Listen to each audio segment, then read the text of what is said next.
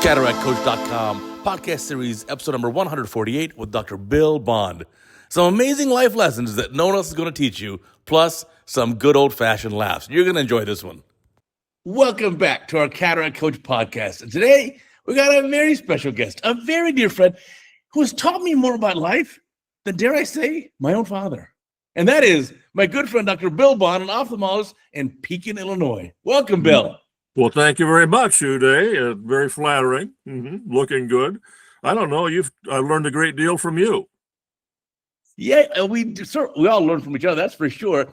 But every time we're in a meeting together, I always make it a point, let me schedule a dinner with Bill Bond, because I know for sure we are going to get some serious life lessons. Well, yeah, that's right. If only not what to do. Huh? Yeah, serve as a bad example. Of course. Listen, I think as we get older, certainly there's a thing called wisdom. Yeah. That, boy, only in retrospect do we realize when we were young, we were dumber than a bucket of rocks. Oh, shit. Mostly, as Oscar Wilde said, experience is the name we give to our mistakes, and that's certainly been the case with me. I've been a hammerhead all my life. I've been slow to pick up on a lot of things. And so I get some hard knocks. And even then, doesn't always knock enough sense into me. I have to,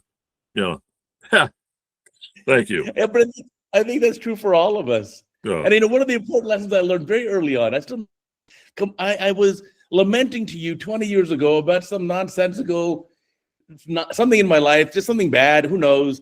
And you just said, remember, don't tell anyone, because first, no one cares.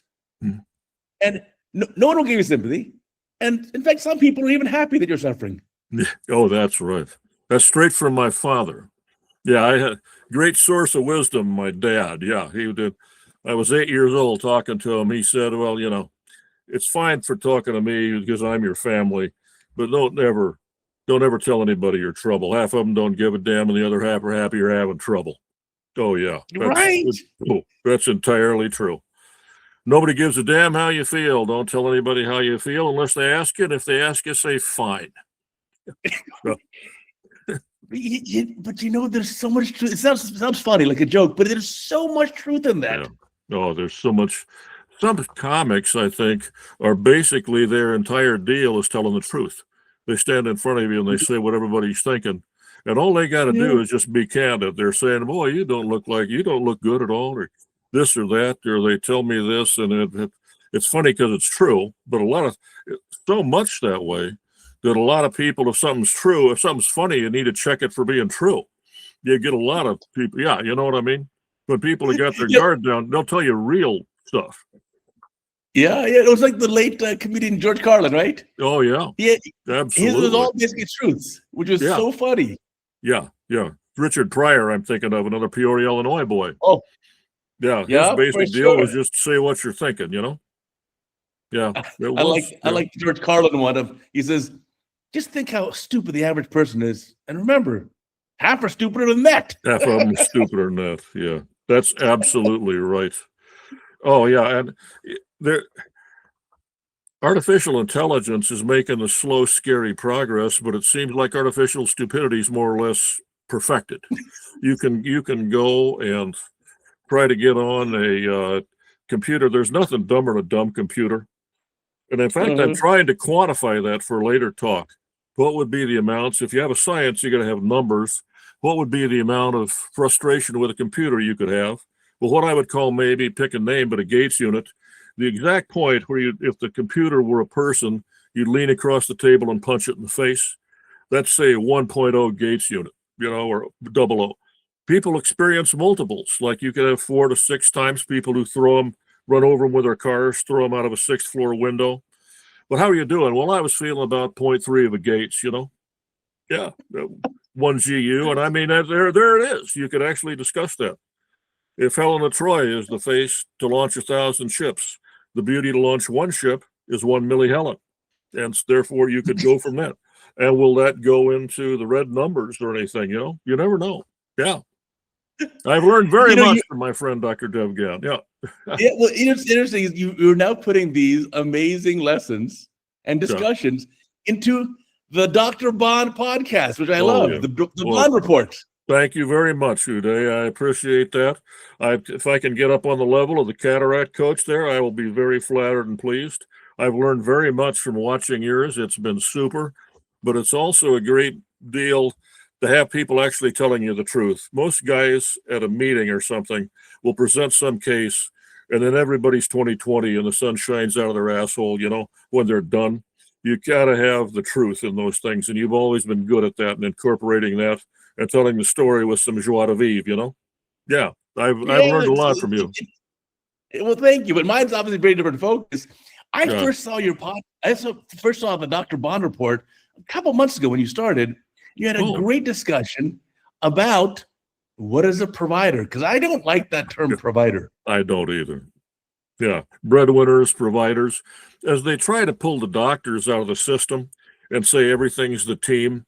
And the last time you hear that is from Lenin and those guys. We're nothing by ourselves. We're getting rid of the great artiste. We don't think people should be entrusted with this. We're all better as a team. Whether or not that's true, they're certainly taking away the people's idea of what a doctor is and everything. Well, the first thing let's do is let's call it something else. Let's not call any. Winston Churchill said that, one of my very favorites. All you want to, she says, if you want to make enemies of everyone, see, the very first thing you do is start calling everything by its real name. He said, and in 2 weeks, you won't be able to go out of your house. And very, very true. And a lot of your own life has to illustrate that. You go somewhere and they'll say, well, this, or you're in the middle of making your last mistake. And you think, this is what those guys were talking about, isn't it? And I just stepped right in this. And it enables you. Sometimes I take 2 or 3 times to make the same mistake. Experience enables you to make a mistake once you've made it again. No, that was what I did that other time. Yeah. I guess it took 2 that time. Well, 3 is the hat trick. Sometimes you never learn. But life basically is just a series of mistakes. Well, life's a series of lessons, with the big one for the last one, I guess. But I mean, what do you need to know? That's a good looking print you got behind you.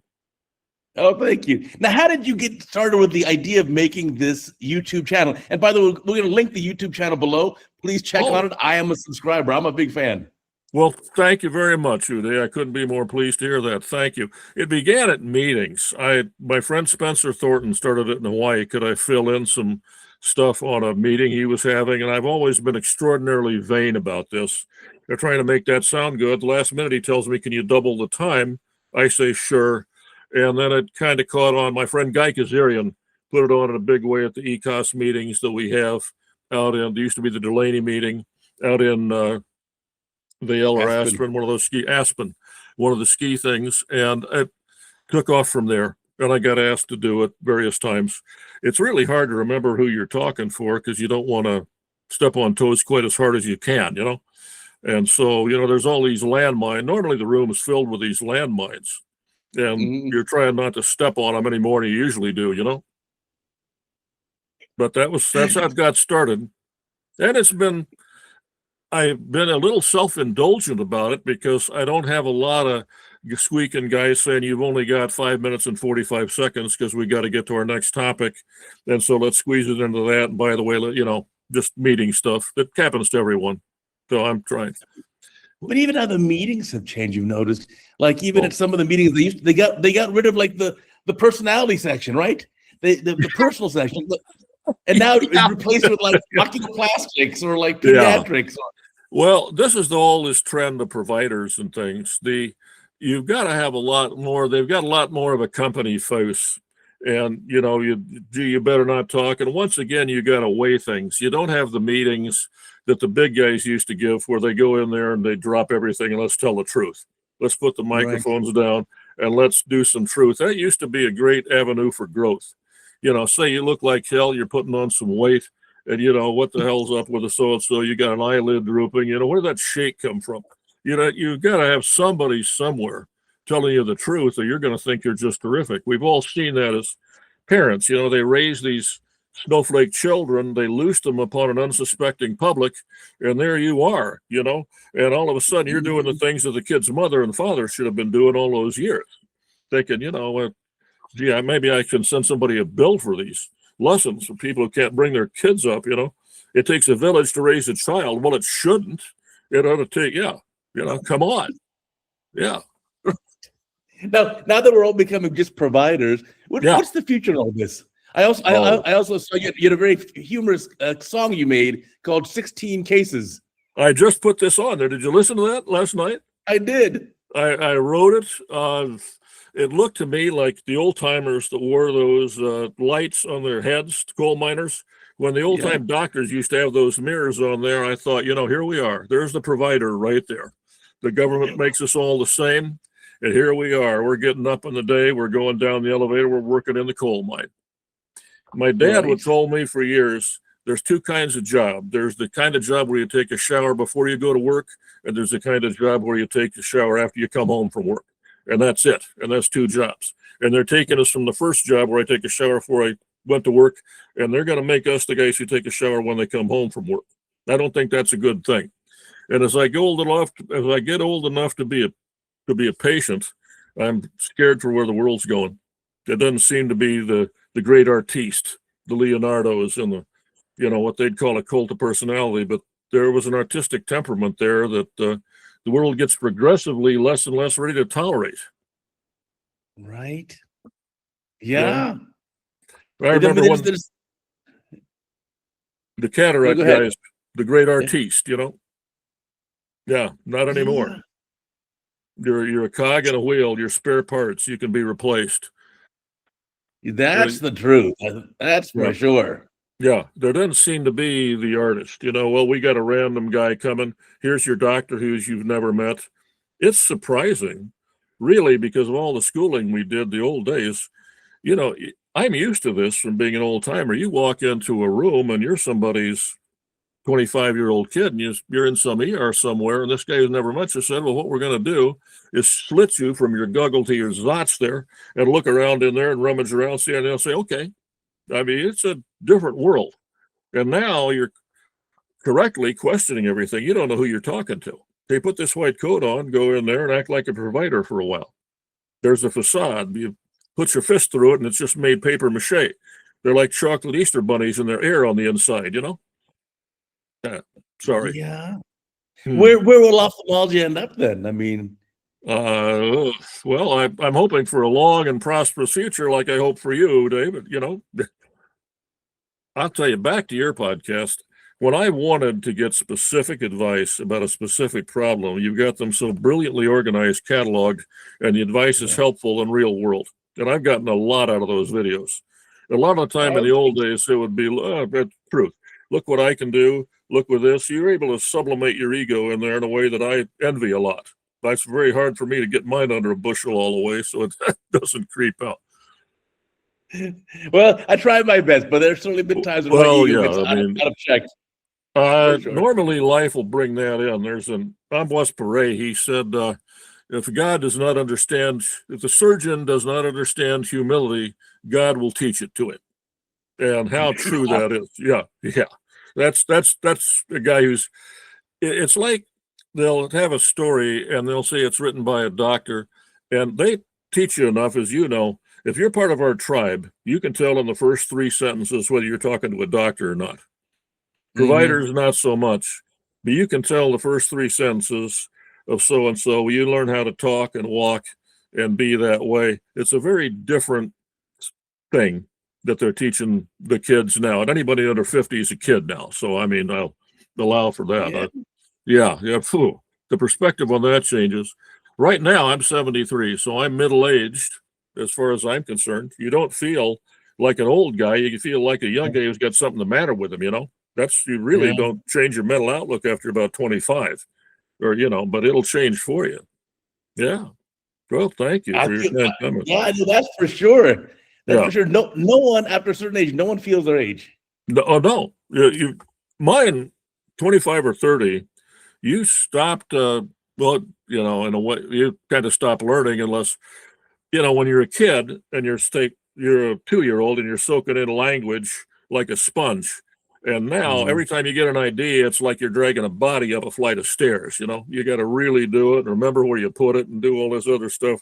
There's all these separate machine parts you got to maintain. And Yeah, it's a different thing. And I've enjoyed writing these talks and try to get it out there, all my, yeah, priceless pearls of wisdom there that seem to me to be common sense. And I learn a little more common sense additionally all the time as it gets less common. Right. No. Common sense, Yeah. not that common. Oh, yeah. No, it's not. And not always on me either. And you go to there's nothing quite as dumb as a dumb machine, though. You'll go to apply for something on the internet and you get into some badly designed program, and it's worse than talking to the dumbest guy who was ever born. And you really are very early ready to punch it in the face. It was a person, come on, I'm listening to you. But you need Well, to now see. people are being replaced left and right with the AI stuff now. Good luck calling anywhere, having a human answer the phone.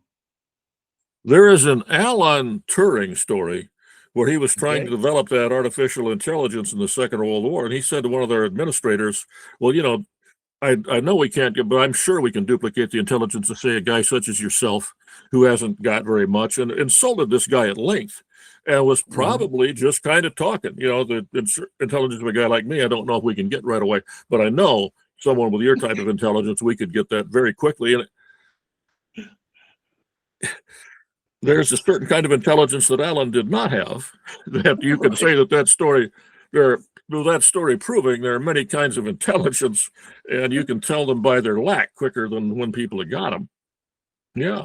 Right. You look good. Yeah. Oh, yeah. Yeah. Well, thank you. I appreciate whatever plug I can get right now, But you've got for sure. This podcast goes out to tens of thousands, and the link will be down below. Yeah. Not mine yet. I'm trying to get, this could be my big break. I hope so. I would be honored to be attached to the coattails. So every time I've talked to you, I've benefited. Always, you're too sweet. Which isn't the point. And every time you get they got a word for that, and it's not a nice word, but I mean, I also say I enjoy the interaction very much of your, George Patton saying, well, I'm my own favorite general, like George Patton, but your talks I always look forward to when you were at meetings. You had a guy who was going to tell the truth. You had a guy who was not going to gild a lily. You had a guy who wasn't going to came out and, everybody's 20/20 and the sun shines out of their asshole. That wasn't true. And I got a lot out of that. For sure. I stand on the shoulder of the giants, Certainly one of my mentors for this was Bob Yosher, like the first guy to he's going to show you his complications. So bless him. He's like the godfather. Yeah, I agree with that. And you learn from that. The Godfather also wanted to hear bad news immediately. That was his big thing in the book. He had a lot of wisdom stored up from his life of hard knocks. But I was thinking something there went right off the rails. When I was 30 years ago. You had a quote in your bond report, a Don Corleone quote. Speaking of the Godfather, Don Corleone quote. He said, be careful what you tolerate, because you're teaching other people how to treat you. Yeah, you're teaching people how to treat. That's Michael. That's not the old man. But that's you are. Yeah, but that's telling the truth. You are teaching people how to treat you. I had a tough time picking the picture for that one because there's so many good Michael things. The ones I like is where he's sitting in the chair looking at you like he's thinking of buying you, and he got his hands over the drapes of that, the arms of that chair, looking at you like, oh, tell me something good. I'm thinking of Herb Kaufman, my old chief, and the two things I'd use to praise him is here is a guy who is not fond of listening to nonsense and does not enjoy having his time wasted. I actually said this. I was a resident. I'm walking around. I'm supposed to assist him on a case. I'm like a first-year resident. And he says, you need to quit walking around so much. You're making me nervous. You pace around. And I say, I'm a kid and I'll say anything to anybody. I'm a stupid kid. And I said, well, Chief, you're not exactly known for your patience anyway. And he looks right up at me, and he's used to residents and fellows. You could talk back to the guy, and he just said, yeah, well, be that as it may, you're going to find you're not going to get Albert Einstein doing these jobs, getting these towels out, doing these things. And as you get older and you find out the time really is money, there he was. Yeah. How true that is, particularly as we cut back the money. Yeah. That's a hard life lesson. That I don't think hit me until age 50 when I had to look in the mirror and say, you know what? For sure, I'm on the second half here. Oh, yeah. Over the rail. Yeah. Welcome. And it's good to have you. And you probably brighten up our side a lot more than it was. Yeah. As we get older and perhaps wiser, you know. Yeah, This would be typical. there've been some hard lessons, I tell you. Yeah. Oh, Public yeah. ophthalmology, the quote key opinion leader stuff Yeah. is a tough world. Let me tell you, it's cruel. Yeah. KOLs. Now, I tried to do a breakdown. I was going to write a slide. K could stand for knucklehead or for know-it-all. You know, O could stand for obnoxious, obstreperous, a lot of things. Key opinion, KOL, you could be a liar, lame ass, you know, and you could get a lot of things to mean, gee, this was a knucklehead, obstreperous, lame ass that we had so-and-so, a KOL, you know? Yeah, that's also changed a lot. I tell you, in the last decade or so, well, there's a lot more corporate influence there. Yeah. I'm seeing a lot more infomercials on the podium. Oh, yeah, and particularly when they go by the name of science. And I'm actually going to try that in the game of a future talk. Those old things where the doctors endorse brands of cigarettes, smoke Luckies, they're healthier than Chesterfields. I'm not making this up. Or, you know, I know. And it goes by the name of science. Another good thing you can say, I've said in one of those, if a thing's got science in the name, it's almost never a science. You can go off of that. Just like if something's got liberation in the title, it never liberated anything or anybody. If something's got science in the title, creation science, solentology, social science, creation science, that ain't science. You can go off of that very early on, you know? I think you may be right. I'm trying to think of an example of science that's not fun. This is what they teach you as an old-time doctor. The first thing you're thinking of when a guy's telling you something is you're thinking of counter examples. Oh, gee, that's not true because of this. And it finds out you have nothing. You know, you're thinking, oh, yeah, you're full of crap till proven otherwise. Therefore, I'm going to get a counter example. And nothing's coming. Yeah, yeah. You find the truth of that statement by trying to knock holes in it. And, you know, which is the very scientific method, you know, using science to debunk science. Yeah. It's funny. That's the medical training, right? You had another quote from Sir Arthur Conan Doyle. Noted author, but also physician. Noted author, also an oculist, like all the great authors in the outside world, ophthalmologists, Robin Cook, Michael Crichton, trained to be ophthalmologists. We are a proud and at one time a handsomely paid field. Well, you got me there. Conan Doyle, excuse me, sir, I'm not I'm not a devil. I'm a fully functioning sociopath. You need to do your research. Or so, yeah. And I mean, he's oculist. I'll tell you, some of those are my favorites. Oh, yeah. You can quote him at length about almost anything. That thing with about lesson. Well, Watson, life is a series of lessons, with the biggest for the last. And that's a Sherlock Holmes from somewhere. There was a guy. You had another funny quote, which was, I can't remember where you get. Oh, from the Joker. You had a quote. Oh, yeah. Yeah. Buy a man a plane ticket. He flies for a day. Yeah. Throw him off of a plane in the middle of the sky. He flies for the rest of his life. Push a man out of a plane. He flies for the rest of his life. Life lessons from the Joker. I've been wanting to get more lessons from the Catwoman myself, but I get them from the Joker and the Riddler, and yeah, wild people, you know. There's some brilliance there. Really, there's some. But you know what? Now the crazy part is, online, we've trained obviously AI with all of this humanly created content. Yes.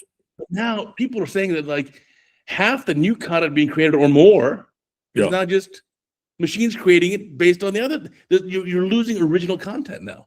Well, you're losing the original stuff. You don't know what you're hearing. You don't know what you're seeing. Everybody who's doing this is selling you something. You get a guy who smiles all the time. He's selling something that doesn't work. I'm thinking there's a John Barrymore quote where he said, you never know how short a month is until you pay alimony. I'm a guy who made payments on a sunrise. We were going to do the cautery things on the cornea. I bought a sunrise for $160,000 and did 2 cases. And the second case would have killed me and cut me into little pieces. And, you know, I got a recovery from that. I wasn't able to use that. That's $160,000 right in the crapper. And John Barrymore is telling me somewhere, you never know how short a month is. I remember making them payments for this, boat anchor that I'll sell sometime. But I kept it in the room with me for a long time, just to kind of, lest we forget, keep your powder dry, look over there.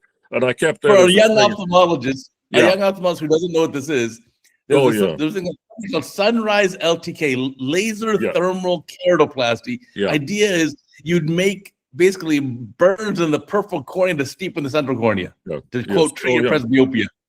Oh, yeah. The easiest thing to fool people on is when they really, really want something to be true. And we've tried to say this is the thing that will get you that accommodation. And since we really, really want it to be true, Feynman and those guys talking about in science, you got to get it where you don't fool anybody, but the easiest guy to fool is yourself. And you really want to, because you want this to be true. And that is the God's truth. And you tell somebody something they want to hear, something that agrees with what they want. You can't have an easier guy to fool than me. I'm going to buy this another $50,000 piece of equipment, and it's going to make everything perfect. It's going to make the patient smart. We're going to do this. We're going to do that. And somewhere you got the other thing on your shoulder telling you, well, this isn't going to work. But you think, nah, this will be fine. Just another 50 and we're home, But we used to call the refractive surgery nickel, which is now probably 100. Yeah. We're going to take this entirely on faith, Well, you knew they were in trouble with the Sunrise LTK because they had the best parties at the Academy and the ACRS. Like they spent money like it was water. Money like it was. Yeah, everything's got to be good, right? Yeah. Oh, yeah. That's absolutely right. Yeah, I'd get invited to speak at some of those, and I always enjoyed it because you have a whole subset of people that know what you're talking about.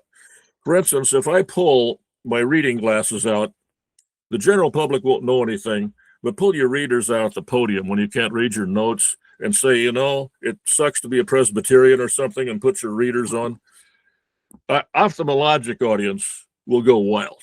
The general public will wait for something to happen, thinking, maybe you're going to die or something. When does the show start? Come on, know your audience. And we've got our own little. We really want this to be true. We've got these examples abound. Yeah, that's for sure. I also remember being at.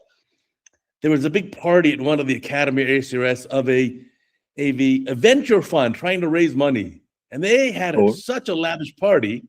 I thought, this must be your investors' money being spent. Yes, exactly right. And see, what they'll do is they've got a ready excuse. They've got a sentence or something like a guy memorizing a slogan, and they'll say, this is how we get our name on the map. And I'm thinking, this is JP Morgan, man. And JP Morgan would tell you there's at least two reasons why people do things. There's the one they give you, and there's the real one. And there's at least two. And that's a reason, but that's not the reason. And, that agenda is always going on, And all you got to do is tell the truth on these things because people so seldom do. Because I was thinking, I remember we had a speaker one time. I hope you get to edit this, Uday, because I just about used names and We're things. having a good time. Keep going. Okay. We're natural here. Okay. A speaker we had for either Summit or somewhere. And I remember thinking to the guy, you're very obviously seeing your slides from corporate and you haven't even read them. So therefore, I'm seeing your slides before you read them because I'm pretty sure I can read a little faster than you. And so therefore, I see these slides before you. And yet it's me who's sitting there, sitting down, whereas you can't sit down anywhere because you might fall off your wallet, What's wrong with this picture? Yeah. I think we're done with those chicken dinners, the corporate chicken dinners where they literally they get some other doctor to read you slides as if I can't read them myself. Oh, yeah. I learned how to read years ago. I tried to tell my wife this once, I learned how to read many years ago. And I'll tell you, when you go to speak for a corporation, which I've been available for years, but they don't trust me, I've, with reason, I might add, I go off topic all the time because that's what I do with myself. And boy, they want you to read what the party line is. This is not, this wasn't what you, that's not part of what we agreed on down there at the last meeting of the party. And furthermore, you've been getting way too uppity. Furthermore, you're getting off topic. We don't think you can be trusted, and it may be time for you to be re-educated a little bit. I'm getting some doubts about the comrade, and he may not understand the collective nature of the party. We got to make him more of a provider. He can provide for us. He can provide for himself. But first off, let's provide for us. Yeah. You know what I'm talking about How, better than I do. how did we physicians, how did we doctors lose control of the whole thing? None of the medical system now is run by physicians, whereas decades ago it definitely was. Well, the patients quit perceiving. Now you go to a system. You don't go to your own doctor. You go to, I think it had to do with us becoming away from a cottage industry. There was a time, you and I are joking about this, but there was a time when there was a guy with a local gas station. And the most time out of joint, what's the word? I never used to grope for words like this. The time is different. Well, it's Doc Brown and Michael J. Fox pull up to some service station in one of the Back to the Future movies. And the first thing you see is four guys running in lockstep, wearing bow ties, white spotless overalls like Vodka Gravis, and they're running out to your car to start pumping the oil, change your oil, blow up your windshield, change your gas. And the most anachronistic, which was the word I would reach in for, was those gas station guys. I'm going to give my son everything he'd ever need. I'm going to give him a gas station. He'll have a job all of his life. He'll do things for people. He'll know everybody. That was your doctor. And now you go to a corporate place. Gee, they're convenient. They open all the time. One guy's much the same as another. We're all a bunch of spare parts. It's good to remember that everybody's just the same, but they're not. Right. They're going to make it spare that's parts. The problem now. So it's now a doctor's a very small cog in the wheel. Yes. And now you're easily replaced.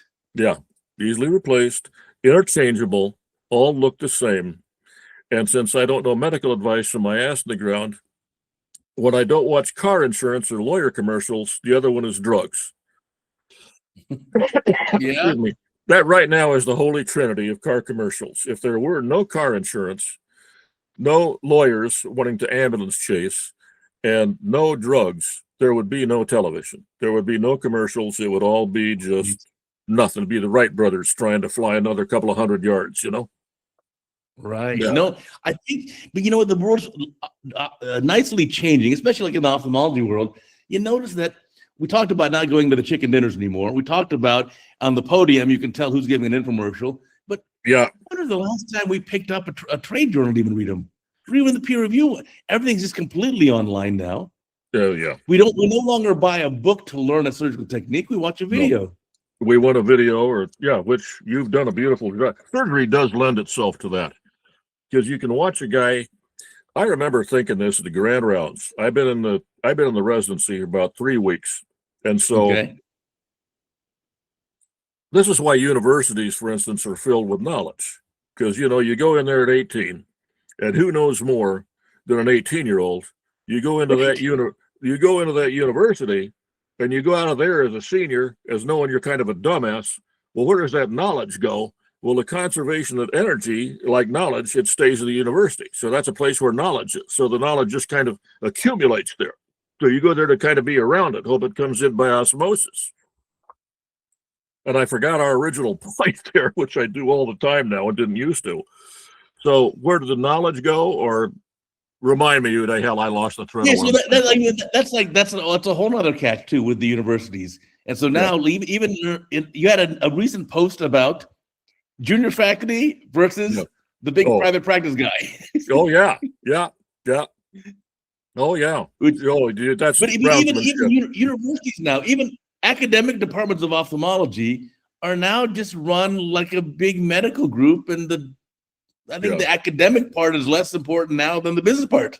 Oh, it is. But it's always been. I had our neuro-ophthalmologist, Hank Van Dyke, tell me that one time. When I'm getting to be a good buddy of his, when I'm a second-year resident, he'd pull a bottle of whiskey out of his lower right desk drawer, set it there, pour a couple of glasses, and say, I'm a neuro-ophthalmologist. He said, ophthalmology, we don't talk about this, but everything runs by money. So you got to have a subspecialty where you got to have a lot of volume. He said you got to have cornea and retina because those are big cases and they pay well. This is the days where that was true. He said you get a guy sometimes for, laughs, we'll have a strabismus guy. Glaucoma's getting more devices, so it don't be okay. But he said, I'm a neuro-ophthalmologist, which means I'm a loser. I went to a lucrative field and I picked the one thing that doesn't pay, who's the asshole? And so that was the Hank Van Dyke life lesson. He says, you look for a guy that gravitates toward what pays the least. He's telling me this, goddamn, almost 50 years ago. Your second-year resident. Well, yeah, I'm a second-year resident, but they say they're going to teach you something, and they do. They're not lying, Now, when you acquire knowledge, the knowledge you really give up, education's not a pretty thing. Real education, when you think of things you really remember, you pay for that with pieces of your hide, And the lessons you really retain, the really you remember, you might pay it with money, but often you pay for it with some kind of, they call you lefty, or you've got one eye or something. But that's a lesson you can retain, And so that's the tuition that God, if you will, exacts, And now you know something. How do you like it, But I won't step in that again. Yeah, that's the truth, a melancholy truth, as truth so often is. Oh, the one I've liked the most, making up, Uday, is this: being a pseudoscientist. Stand up and say, excuse me, young man, I am a pseudoscientist, and I am sure there is a pseudoscientific explanation for what you're saying. That is my own personal favorite. Yeah. No, so what advice? You have pseudoscience, yeah. You have so much great wisdom to share. What advice would you give to, so let's say, a young ophthalmologist just finishing training, listening to this podcast? Oh, my. What advice you got? Watch Uday do what he does. That's where the money is. Uday is normally the first guy to do the right thing. You need to get on. Well, the thing is about Herb Kaufman had that, and you have that, is you see past the shimmering surface to all the principles operating below, Isaac Newton and those guys. There's a kind of an intelligence that'll memorize a lot of details, but they don't see through into these simple principles that underlie it. And those simple principles inform everything you do.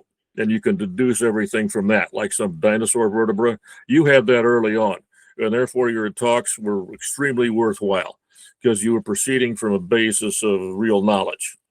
And you weren't I'll give you the counter to that. I'm actually not as smart as most ophthalmologists, so I have to work harder. And I always wanted to give a simple talk that I would enjoy. So my criteria for giving a lecture is not to show how good I am, not show how smart I am, because I don't think I'm either. I want to so make it as simple as possible and make it a talk that I want to hear. That's it. Well, I can't think of a single thing I agree with there. Not a sentence. But yeah, you're one of the smartest guys I've ever met. Oh, when you reduce things to be simple, I'm telling the truth. And I don't say that to many people. Ask anybody. My kids tell me all the time I'm not that smart. My kids tell me all the time, Dad, you're not special. You're nothing. There's a phrase that is missing from child rearing. That's a phrase I wish would come back. Because that is my mother talking. And you want to talk about the ultimate phrase now that you never, ever hear with people with childbearing was my mother's go-to. Why? Do you think you're something special? That's my mom talking. And that's everybody's parents talking. And that is sort of the anti-phrase you don't have now. People are snowflakes. They're special. They're this. There's my mother saying, 1956, why, do you think you're something special? That's missing from life, and it needs to come back. Now that I'm safely over the draft age, I think conscription would help people. I think it knocks a lot of crap out of them, This is democracy. That's true. I really think so, and now my sons and I are safely past the age, so I'm sitting on my ass wondering what ought to be good for everybody else, So, let us be guided by that. Yeah. That seems like everything. Our country, our ophthalmology, it's right. People at the tail end telling everyone else what to do. Well, the one thing you can be sure of when you get a couple of old timers together is they're going to talk about how things are going to hell, and they're mean it. Because I remember thinking you'd see a couple of old guys, but these guys had to be like 35, old guys. And they're talking about one thing you can guarantee is they're sitting up there talking about how everything's going to hell. Yeah.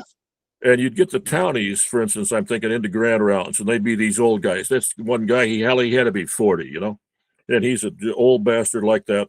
They're sitting up there talking about arthritis and funerals, And basically, those were the guys. I always thought, what do we have to teach you, old man? You're basically here like a guy who goes to races to see accidents, You're just hoping to see somebody get torn a new asshole. Yeah. And you're up there in the stands going to gladiator games and stuff like that. You're in there for the human interest story. You're not learning much, That's the old days of grand rounds. Oh, yeah. You going up there just to get attacked. Oh, yeah. And you're a tethered goat. And the thing is, it's a lot of the lessons are like boxing. You're trying to get a guy off balance. You're trying to get ahead of him. You're trying to scare him with false stuff. This is the part I'm proudest of is lectures. These are from the works of a guy named Stephen Potter, who is an Englishman writing in the early 50s. And he coined the phrases gamesmanship, lifemanship, one-upmanship is what he coined. And these books are just hilarious.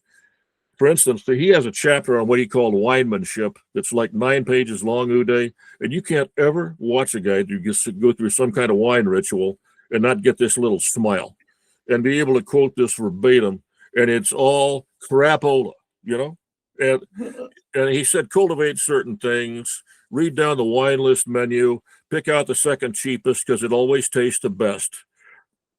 And say, during the time, I don't see anything I like here. When everybody's there, say, let me, I know you got a bottle of Clicquot 73 here. Can I try that? And they have it because it's the second cheapest wine on the menu. And you look before it to everybody else, but act like they're bringing it out special. Think of some crap that you've done where you drink from the wrong side of the glass and say something. You said, take a taste, try to make it as loud as you can and act like you're chewing it and say something random, chicken piss on rusted railroad tracks. And what you've heard that, and now you're out in some restaurant 2 days later and you watch a guy do that. And you don't know what the hell you're thinking. You're thinking, I'm in on this joke, or everybody thinks like this, or this guy's serious. I mean, it's a laugh riot. So I was trying to write in that guy's style. But when I need to get back in this kind of arch mood, I'll try to reread a couple of chapters of Stephen Potter, and then I'm right on track again. Oh, yeah, that guy. Oh, yeah, how full of crap people are, Well, it makes me feel better now because I can never quite get people say, well, swirl the wine. Do you see this? Yeah. Do you smell this? You have hints of barnyard. I'm like, what? I don't get any of this. Maybe I'm smelling a hit of barnyard on you, Yeah, I'm always channeling my inner father thinking of this because my dad was very much old school, boy. He lived to be 97. And his deal, I don't think he ever enunciated this, but you were full of shit till proven otherwise. And I mean, he was just very skeptical of anything you said or anything you did, and wasn't obnoxiously so. He just assumed everybody was like that. And to be able to grow up and have some nice father figures like that, I think a lot of people are missing that. They'll look at something and kind of shake their heads and make little, that helps a lot of people. You get a lot of, wisdom from chiefs and fathers and things like that if you got the right ones, and that's a matter of luck. Try and be lucky if you can't be smart. Sometimes it's better to be lucky. Yeah, you're quoting Bonaparte there. You really are. I prefer a lucky general to a smart one anytime, and yeah, absolutely. Or he said it. A lot of people have thought it before that, but he's the guy who gets credit for saying it. Somebody's writing it down, or you can take it. They had somewhere for applause. I have this slide on there. It's Joseph Stalin, and he's getting a 45-minute ovation. And basically, they're filming it for the first time, and nobody wants to be the first one to stop clapping. Because you can go back and, and think about where ovations and gestures and where things that look like when you start thinking about where does this come from, and then you get to the old man thing where you look at anything and you don't say, what is this? You're thinking, what is behind this? Mm-hmm. First thing you think. And that's not a great way to be, but it'll explain a lot of stuff. And well, what comes next? What would I do to be convincing? What would this, that? And you see, when you've been on the inside of some of it, a lot more, you've been on a lot more talking and things like than I have. You see what goes to the inside of that and how arguments are made. It's much more like learning to be a lawyer. And what do you say now? And fast on your feet. And how can you make something sound like something else? And that's a very real skill. And that's a very real set of skills. It's not always used for the benefit of mankind, but it's a skill set. Yeah, for sure. Well, and it's thank you for the many compliments, man. I'm going to look at my watch and I edit that out. I have no sense of time anymore. now we've only been talking for 45 minutes. We're good. We got 15 minutes Really? to go. Yeah. Wow. It feels like We're 20 here to have minutes. fun. Well, you're kind to say so. I will back that up. I always look forward to Uday night when I'm going to meetings. We had a little troika or something and totally set that aside and try and learn something or know where the trends are or know what's going to be the next big thing, because that was always Uday. He saw through the bullshit and he could see where some things were going. Very few people can do that. You'll have a lot of people tell you they're doing it and you watch them. Uday'd come up with that more or less every time. These guys are full of shit. Those guys are fine. This is for real.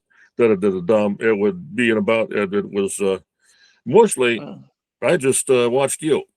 And I tried saved a lot of money. I wasn't always right, but I was never in doubt. Oh, that's me too. Oh, yeah. Well, you start doubting yourself. Where are you? That's right. Oh, yeah. And when I have stepped in the most shit has always been when I was the least, I was believing. I was the least doubtful. This is it. I know this is it. That's when I've made my biggest mistakes. Yeah. Get away from being critical. But you always, and you'd get the pretty good inside information. Well, here's where we need to compete with these guys. And then you watch, you never know who to believe. It was, yeah. That's why you just gotta be a physician or a scientist. Yes. And always just start with doubt. Doubt with doubt. Doubt will get you where nothing else will get you. And you need to do that. And the more you are sure of it, I don't want to criticize certain industries. It seems to me like they duplicate things. It seems to me like they seize on small or imaginary things and beat you over the head with that. Well, gee, we're the least likely. Or they'll see some verbiage in a FDA report and act like that's some big deal when that's actually just kind of nothing, about nothing, for nothing, shall not perish from the earth, by the nothing, for the nothing, shall the nothing, of the nothing, constitutes of nothing, shall not perish from the earth. It hasn't. The interesting thing, we got a lot of marketing in ophthalmology, a ton of marketing, and sometimes the marketing drowns out the actual science. Oh, I would say all the time, almost all the time. It used to be when the guys could get together and do that, and then you got egos and the guys who represent that. You got to allow for that. One thing I'm going to try to do is try to get a thing where people wear numbers at meetings so you know how believable they are. Like in a football program, you can pick this up and you can publish that. How full of bullshit is this particular talk? And a guy could stand up there wearing a number 6. It means like you take what this guy says and divide by 6. You could do that. Let me see. Take your number of cases, divide by 6. Multiply complications by about 2 or 3. There's a number there. And there's always mathematics lurking underneath real science. And you're just wondering, why not eliminate the middleman and have people wear their own numbers? I mean, even have it right there in the program.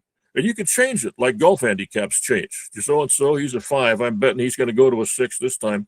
I bought that machine. It didn't help me. It didn't do any of that. So he's down this handicap. It's a current number. You can play to that. I'm thinking you go in a speaker ready room and they got all these jerseys. I would actually pay extra. They could have a spot in there. They want to have money to run meetings to watch guys get assigned their number for that meeting. And they get to haggle about it. And you get to watch this. like a race car driver, I want their number on it, but I also Yeah. want to see all the patches of the Yeah, sponsoring companies. precisely. Yeah, and you can barely get the race cars aren't big enough to get all the endorsements on the race car. Yeah, we need a bigger race car. I can tell you our problem is our race cars are just too damn small, and we just can't get enough things on there. We need some real money. We got to get like a space shuttle size something and see if we can make that thing go really fast. You know? So where are Yeah. we going with ophthalmology? What's the next 10 years? Boy, I'll tell you, the next 10 years is a bunch of assembly line things because it looks to me like they've got the cataract value and the surgery value down enough that you can't make any money practicing for the people that really who need it, which I think is a melancholy truth. And you got to process that on more of an industrial model, which means, basically you're standing in line like somebody in the first side. Welcome to heaven. Here's your harp. Welcome to hell. Here's your accordion. Welcome to heaven. Here's your harp. It's more of an assembly line thing. We wind up being extremely time conscious, which means you're going to miss a lot of ophthalmic histories and a lot of details. I don't see it. I'm not seeing a happy future as people trying to stay in economic practice are you've got a story to relate and you want someone to hear it. There's a Lord Chesterfield's letters to his son when he said, don't forget common touch. He said, many people would rather you heard their story than fix their problem. And we're getting on the other side of that. And everything's going to be what it sounds like, and nobody's going to go underneath the surface or what that seems to be. I feel that now when I'm an old timer and I go to the doctor, the guy's filling out a damn computer form rather than talking to me. Gee, how's this? How was that? Well, gee, we need to do this. And it says we need an ophthalmic consult on this. Really? Well, just look back there. No, it says we need to do this. We've all talked to these guys on call. And, you repeat it 3 times and then you do what they want you to do. I guess I wear down. It's easier to go with this guy once than to listen to him anymore. Yeah. I wish I had something happier, man. I should have given it. We could approve a list of questions like we're having a party meeting, A melancholy truth as you enter the system more as a patient, you learn some things that you never thought much of about feeling like they heard your story, the things you want to tell that may or may not be relevant. I think we're going to get where we miss more and more of that. And if you don't do that, you're going to go out of business. You're not going to make any money. You're not going to be able to support a staff properly. If you think you've got any sympathy from the public, you don't. They don't know what it involves. They might if they had an idea what it involves, but they don't. And they're forever going to present you with these providers. We've had mutual friends that I help keep up with their licenses. He'll apply to a license for like 12 states, and you read some of the most crap about how everything's a team now, and you got to do this. They want to make sure you watch all the comrades and watch this video. You need to do that. Gee, I can read faster than that. Everyone watches a movie at the same speed, so we want you to watch a movie because we're dumbing everything down. Yeah. Yeah. I wish I thought something else, man. And as I get to be a patient, you feel the lack of that more and more. For me, for my primary care doctor, I just pay for the concierge service. Yeah. Well, not everybody can do that. Well, that's you and I are spoiled because we know what goes into it, but not everyone can pay for it.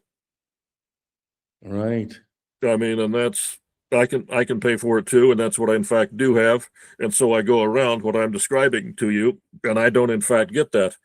But I didn't try and give it when I was in practice. I really tried to. Right, of course. And I got out soon enough that it wasn't really taken over as much, but that was certainly the trend. And the next thing you do is it's Lenin. He said, well, the first thing you do is separate people from if you want to control the people, said Lenin, the first thing you do is separate them from their history. So deny everything that they know of that. The second thing is you debase the currency. And now you make everything the same amount. So you can't operate and make some money and have some time to screw around. And gee, here's what your ethics are. I'm thinking, and here's the guy who says, well, gee, wouldn't this be unethical? And you look at this government guy and you think, I got more ethics in my left nut than 10 of you put together. If somebody ground you up, which would be a start, but it's not enough of a start, and you're telling me about ethics when, like a Martian talking about, getting a haircut. I mean, come on. You're pissed off at your Ah, dog because he won't read you the newspaper, stop it. You know, well, gee, I understand what you're doing here. And you want to say, what does your dog think you're doing when you sit in a rocking chair and read the newspaper? What does your dog think you're doing? yeah, What? I don't know. Well, yeah, exactly. You don't. And so this inexplicable behavior, you know, you want to have a history, take a history. Well, what is all this conversation? Why am I paying for that? Right. Yeah. And those who don't know teach, those who can't teach others to teach. What you got the guys who are like this who don't know it themselves and never will because they're going to miss doctors when they don't have them anymore, when it's all providers, and it's going that way. And it's going to be the team Yeah. spirit, and we'll have lost something. And then you go a generation, it's gone. What was that? Well, you used Right. to have, yeah. And you'll get the Well, occasional artiste, but even better, now we're developing robots to do the surgery for you. what we need. People that Uh, say, let's get a robot for the office. What people say, let's get a robot to do surgery. I always felt alive in surgery, and I felt like I'd use a robot in the office. Well, that looks okay to me. I guess that's nothing much. Pay on the way out, please. I mean, a lot of what I did in the office was a hell of a lot more robotic than surgery is. Surgery, you had to be yeah. paying attention on the ball. Back at, I'll hear that. Let's have robots do surgery. Why don't we have robots in the office? Well, I guess that'll be okay. That looks okay to me. Here's your form. Don't you know how to read? You better learn. We can have robots do intravitreal injections because the pharma companies need more revenue. We do more injections that way. The most obscene fact that I've heard in the last 30 years is the revenue from one vitreous retinal drug surpasses all ophthalmology, surgery, equipment, everything. Yeah. The income from one retinal drug surpasses that. And that's some fact like a dinosaur vertebra where you can imply this whole world and have it be true, where it's not true. From this one fact, many things spring. And many things you can be sure of, and they're all bad, melancholy things about the wrong people are getting rich for the wrong reasons. But there you go. What is the priority? What do we say it is? What's the reason you give? You always were good at that. Well, now, just you know what, we're just happy that we can do what we love and help patients. And unfortunately, it's changed a lot. Yeah, It'll change again, but we still love what we do. we I'm still. still, I'm so blessed to be in the operating room. I love it. I am too, and I feel the same. Well, I'm retired, and I don't think anybody. But when you slant a system economically, it'll give you reward the more intelligent people that can see through that. And now the orthopedics guys are going to get big because they've got devices they can sell to manufacturers who can lobby. And they were always the room temperature IQs were the orthopods. When I was going to school, the orthopods would joke about it. Well, I'm an orthopod, so I'm not too smart. Well, that was the watchword. Hell, they joke about it themselves. It's going the other way because they make this big money. Well, since you got a gas there, you got a Boyle's law of orthopods. Now their ego will to fill that container. It's like a gas. And so when you cramp them up, when you push it down, that gets more explosive. When they start bumping into each other, the heat goes up, the pressure goes up, like real life, like doctors. There's a Boyle's law there. When you compress that thing, they're bumping each other more and getting hotter and more disorganized. That's the orthopods now. They've got a thing where they're making money. Well, the first thing you do is figure out how that's entirely justified and has been all along. And they should have been making this kind of case well before this, and now they're finally being recognized. And then one day, that'll change with a stroke of some bureaucrat's pencil one day, but right now, the same as us when it was $2,250 cataract, we were geniuses. Well, hell, just look at this. If I wasn't a genius, would I be making this much money? I remember when they came out with that Sunshine Act, and they're going to produce. My only concern with that Medicare thing was, gee, I hope I don't get an embarrassingly small number. So I walk in there with a bunch of guys that are going to be kidding each other. The general public doesn't know how to read that. They had the retinal guys get full retail value for all the injections they did. So they're in the stratosphere on these millions. Patients didn't read that at all. And I was hoping they would. You go in there and, yeah, well, they think I'm worth this. What the hell have you got? Yeah. They're looking.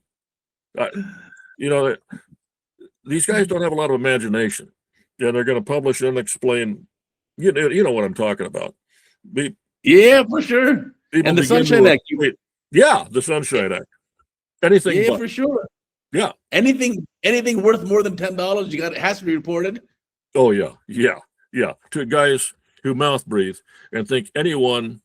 There's a George Carlin line, you mentioned him earlier, where you're driving at the correct speed, you know it is, and everybody. Well, I got to get the language out of this. Everybody who drives a mile an hour slower and faster than you do is a maniac, and everybody who drives a mile an hour slow you is an idiot. And actually, he Yeah. modifies the phrase "idiot" to the common one. And you're thinking how true that is on some other things. Well, you're doing it correctly, and everybody's doing this. And Mm-hmm. yeah, well, if you're doing that, you must be an asshole. I just don't see how. And so those guys think that everybody who makes a dime more than they do in a year has got to be a gangster. You can't make that money Right. being honest. Look at me, I'm honest. That guy's making more than he does. There's no honest way to do that. Therefore, he's a gangster. We just haven't figured out how to do that yet. It's time to bring him down. I hate guys like him. I hate all guys like him. I hate everybody do it better than me. You're up against that thinking. And that never goes anywhere. Yeah. This is why you got to realize your most important asset, most valuable asset is time and your happiness. You got to prioritize those. The other stuff doesn't matter. Unlike everything else, time's got a limit. And there can be guys who have unlimited money. And it's interesting how people go back to that, what we'd call in chemistry, what a rate limiting step. And you get I remember a guy in New Orleans, we had a patient, and this guy owned some oil leases, and he made it seemed to me like all the money in the world, and $80,000 a day. I'm going to say, well, this guy starts marshaling his time. He gets very jealous of his time because you and I and everybody get 24 hours a day and 60 minutes an hour, and that's it. And you don't know what your end pot is, but you go to the rate limiting step, and that becomes a thing you ration and pay attention to. And this guy, there was nothing he wanted to buy. There was nothing he wanted to do, but he had the same time as you and me. And so, he tried to ration it for himself. That makes a lot of sense. And that's what, in fact, this guy did. But there is a rate limiting step for you and I. Now, I'm trying to think of the guy who said this, but the trouble with being poor is just the damned inconvenience. And I'm thinking how true that is. You got to stand in line for this or that, or do, that's the truth. You spend a lot of your time spinning wheels. Yeah, that's for dang sure. Yeah, but better than the alternative. Oh yeah, no argument there. Oh yes, well yeah, no argument there. Common sentiment, but I mean, and they don't say much. Who knows if it's not terrific? You go to something better, You never know, right? As they say, this whole thing, what we call our world, could just be a computer simulation. Oh yeah, it would explain a lot. In fact, there was a guy that said it's hard to believe the universe was created by one God, but it's very easy to imagine it was done by a committee. And the older you get, the more you've been around committees and been on committees and know how clueless they are. That strikes me as a more and more true. This looks like it was done by a committee, and we get, we keep incentivizing the wrong things for the wrong reasons. Yeah, and it has an ending. Yeah. But it's been a fun adventure so far in life. It's been plenty of ups and downs. It's kind of been a nice zero-sum game. All my pluses have been equally negated by my negatives. I'm basically at zero. Zero sum. Well, ophthalmology, we have the whole thing. I'm going to try and work on that for the next kind of set of concepts for talks. I'm going to try and have, the conservation of energy and the conservation of mass in science. Ophthalmology, particularly grand rounds, we have the conservation of fun. And therefore, it's a zero-sum game. There's only so much fun in the universe. And if you're getting more fun, if there's the pizza pie, if you get more pizza, somebody else gets something less. So you got to move in there. Somebody's got to have a lot less fun than you, and you're taking their fun and taking it for you. It's a zero-sum game. Now, you could also argue that like anti-mass, anti-energy, and things like this, negative things, anti-matter, can you have such a thing as anti-fun? And you're feeling like, there is, and I am here to tell you, as you know, from being a surgeon and from being a resident, for God knows, there is such a thing as anti-fun. You're regarding Yeah. you got to create anti-fun in the precise ratio that the universe creates additional fun. Because I've had anti-fun created for me, particularly in grand rounds. And anti-fun is deeply experienced. So you have the exact correspondence. The additional fun you get is the exact mathematical universe ratio of the anti-fun you've done for somebody else. You're getting more of your own grand rounds fun. So you have an exact thing going on that's a law of the universe. And they say, is there such a thing as anti-fun with science? Well, I'll tell you what. It's like the old Texas boy is asked if he believes in infant baptism. Anti-fun. He said, believe in it? Believe in it? Do I believe in it? Hell, I've seen it done.